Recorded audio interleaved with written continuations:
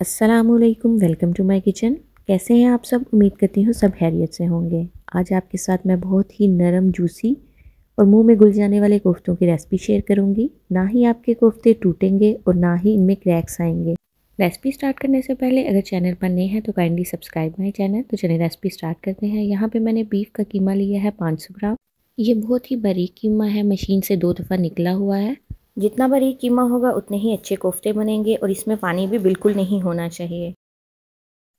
अब इसमें मसाले ऐड करते हैं। 1 टीस्पून नमक, 1 टीस्पून कुटी लाल मिर्च, 1 टीस्पून धनिया पाउडर, 1 टीस्पून ज़ीरा पाउडर, 1 टीस्पून गरम मसाला पाउडर, हाफ टीस्पून हल्दी, 1 टीस्पून रेड चिली पाउडर और 2 स्लाइसेस लेके उसके क्रम्स बना लिए थे और 2 ही प्याज चॉप करके वो शामिल करेंगे।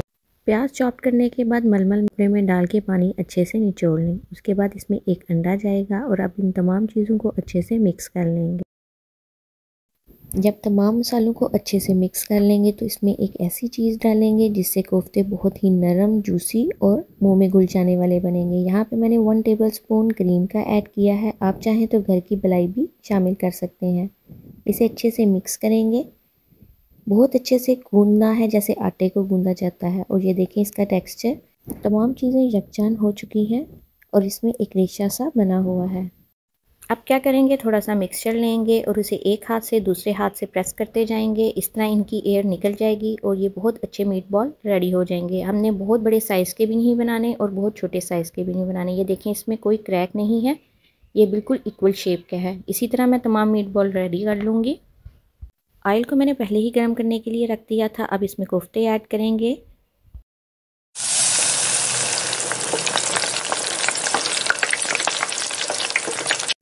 मीडियम टू हाई फ्लेम पे बस हमने इनको कलर देना है। जैसे ही इसकी एक साइड का कलर चेंज होगा हम इसकी साइड चेंज कर देंगे और इसी तरह दोनों साइडों पे कलर दे लेंगे। जब दोनों साइडों से कलर आ जाएगा तो इसे स्ट्रेनर पे निकाल देंगे और ऑयल को स्ट्रेन करने के बाद इसे रख देंगे। और अब सेकंड स्टेप की तरफ आते हैं। कढ़ाई में प्याज, लहसुन, अदरक बगैर ऑयल के हम इसे कलर देंगे। मीडियम टू लो फ्लेम पे हमने इसे तब तक कुक करना है जब तक प्याज का कच्चापन ख़त्म नहीं हो जाता और इसका पानी पूरी तरह खुश्क नहीं हो जाता और इस पे हल्का सा कलर नहीं आ जाता। जब इस पे कलर आ जाएगा तो इसमें काजू ऐड करेंगे और 2 टमाटर ऐड करेंगे और इसे मज़ीद तब तक कुक करेंगे जब तक टमाटर का भी कच्चापन ख़त्म नहीं हो जाता और टमाटर नरम नहीं हो। यहाँ पे टमाटरों को पकते हुए 7 से 8 मिनट हो चुके हैं और टमाटर नरम हो चुके हैं। अब इसे हम निकाल लेंगे और ठंडा होने के बाद ब्लेंड कर लेंगे। कढ़ाई में हाफ कप ऑयल डालेंगे और ब्लेंड की हुई पेस्ट डालेंगे। अब इसमें मसाले ऐड करेंगे। नमक, मिर्च, हल्दी, कुटी लाल मिर्च और धनिया पाउडर और इन तमाम मसालों को अच्छे से मिक्स कर लेंगे। मसालों को मिक्स करने के बाद इसे 15 मिनट के लिए कवर कर देंगे मीडियम टू लो फ्लेम पे ताकि मसाला अच्छे से कुक हो जाए। इसे पकते हुए 15 मिनट हो चुके हैं और देखें ऑयल सेपरेट हो चुका है और मसाला भी बहुत अच्छे से पक चुका है। मसाले की 3 से 4 मिनट मज़ीद भुनाई करेंगे और फिर इसके बाद कोफ्ते शामिल कर देंगे और इसके बाद कोफ्तों की मसाले के साथ मज़ीद 3 से 4 मिनट भुनाई करेंगे।